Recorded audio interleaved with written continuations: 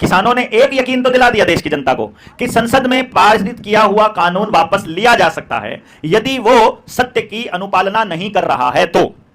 2011 के coinage act में रुपए का कोई मानक का विवरण नहीं है और मानक के बिना रुपया रुपया होता ही नहीं, कबाड़ होता है।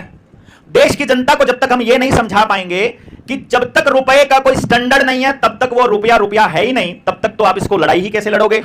तो पहले तो हमको यही मानना पड़ेगा कि ये झूठ का पुलिंदा है 2011 का कॉइनेज एक्ट, प्योर बकवास है। इसको तो वापस लेना भी पड़ेगा, नहीं भी लेना पड़ेगा, रुपए की परिभाषा तो सरकार को देनी ही पड़ेगी अगर कल को वो चलाते हैं तो।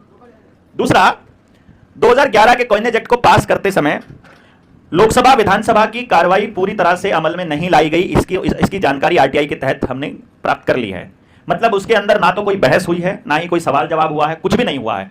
तो जिस प्रस्ताव को पास करते समय कोई सवाल ही नहीं आया और जिस प्रस्ताव के लिए, जिस बिल के लिए जनता से पूछा ही नहीं गया और जो उनकी मर्जी के खिलाफ है और जो संविधान के भी खिलाफ है, विधि के भी खिलाफ है, उस कानून को मानना ना मानना ये तो हमारे हाथ में है। ये तो गांधी जी भी कहा करते थे कि सत्य की बात को मानना है। अगर कोई कानून देश के लिए हितकारी नहीं है, अगर उससे आवाम का नुकसान होता है, तो एक राष्ट्रभक्त को, एक देशभक्त को, एक देश के नागरिक का यह संवैधानिक कर्तव्य है कि वह उस कानून की अवहेलना करे और उस कानून को तोड़े। सीधी सी बात यह है, जो कानून देश के हित में नहीं है उसको तोड़ा जाएगा।